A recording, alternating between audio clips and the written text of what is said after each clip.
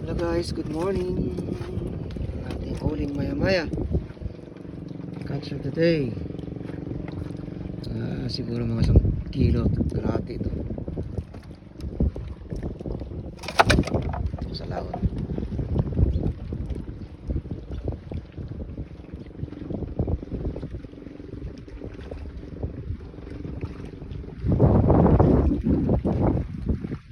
Taas ng araw.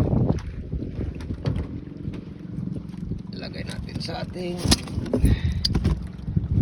ice box.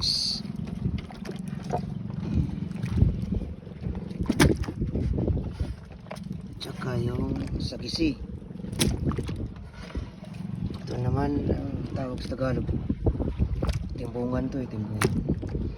Bisugo. Junior bisugo. Sagisi.